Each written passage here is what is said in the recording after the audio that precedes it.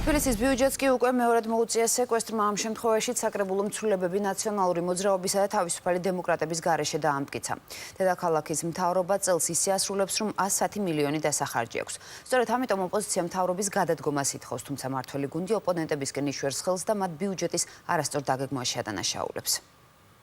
31 ხმა 5-ის წინააღმდეგ საკრებულო მომავალ წლამდე რამდენიმე კვირით ადრე 2014 წლის ბიუჯეტში ცვლილებები უკვე მეორედ დაამტკიცა. აუთვისებელი 110 მილიონი ლარი და ორჯერ სეკვესტრირებული ბიუჯეტი. ეს არის ის ძირითადი მიზეზები, რის გამოც ნაციონალურმა მოძრაობამ ცვლილებებს მხარი არ დაუჭირა. ოპოზიცია თბილისის მთავრობის წევრების თანამდებობრივ პასუხისმგებლობას ითხოვს. რატომ დააკლდა თბილისს 100 მილიონ ლარზე მეტი და სავარაუდოდ ეს თანხა გაიზრდება წლის ბოლომდე და მიზეზების დადგენის შემდეგ მოხდეს იმ თანამდებობის პირთა პოლიტიკური პასუხისმგებლობის საკითხი უკვე საკრებულოში, რომელიც თანამდებობის პირების არასწორი მუშაობის შედეგადაც დადგა ეს შედეგი.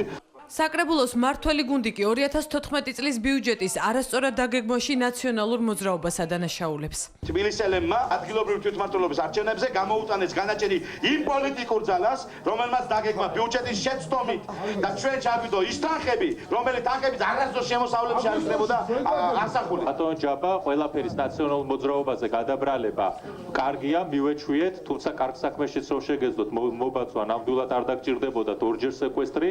ოპონენტები შენიშვნებს არც თბილისის მერი იზიარებს. დავით ნარმანია თბილისის მთავრობის წევრების პასუხისმგებლობას გამორიცხავს. დედაქალაქის მთავრობის ხელმძღვანელის გადაწყვეტილებით 2014 წლის ბიუჯეტის აუთვისებელი თანხიდან 68 მილიონი მომავალი წლის ბიუჯეტში გადავა. დანარჩენი კი პროექტების დაფინანსებაზე დაიხარჯება. იგეგმება სხვადასხვა უწყებებში დასაქმებულებზე მე-13 ხელფასის გაცემა და ათასობით ოჯახისთვის დასუფთავების გადასახადის დავალიანების ჩამოჭრა. პირველ რიგში ეს არის გარკვეული სახსრების აკუმულირება იმისათვის, რომ შევიძინოთ დედაქალაქში ნაგვის ურნები, ასევე დარეზერვებული თანხებით ჩვენ შევძლებთ, რომ შევაკეთოთ მუნიციპალური ავტობუსები და მეტრო და გავითვალისწინოთ რამდენიმე ისეთი ღონისძიების დასაფინანსებლად, რაც წაგვადგება მომდევნო წელს. 2014 წლის თბილისის ბიუჯეტში ცვლილებებს ნაციონალური მოძრაობის გარდა მხარი არც ფრაქცია გაერთიანებულმა დემოკრატებმა დაუჭირა.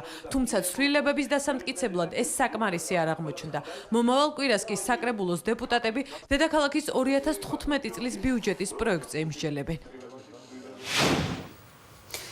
და ეკო მაღრაძე მუშაობდა დღეს ამ თემაზე. ეკო, დღეს კომენტარები არა მხოლოდ მიმდინარე, არამედ მომავალი წლის ბიუჯეტსა და იმ გამოძიებაზეც კეთდებოდა, რომელსაც პროკურატურა მერიაში აწარმოებს. როგორ აფასებს მიმდინარე პროცესებს თბილისის მთავრობა და ოპოზიცია?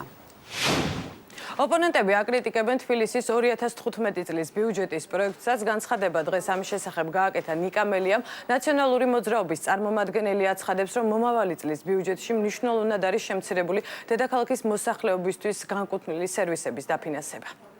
მინიმუმ ბოდიში უნდა მოიხადოს ბატონმა ნარმანიამ, როდესაც ზრდის 3 მილიონი ლარით მერის უსაფრთხოების სამსახურს მხოლოდ იმ მიზნისთვის, რომ დაასაქმოს თავიანთი ნათესავები, მეგობრები და ახლობლები და პარტიული აქტივი და 68 მილიონ ლარს როდესაც ვერ დახარჯავ დედაქალაქში, სადაც უამრავი ინფრასტრუქტურული და სოციალური პროექტია, ამაზე ვიღაცამ დედაქალაქის მერიაში აუცილებლად უნდა აგოს პასუხი.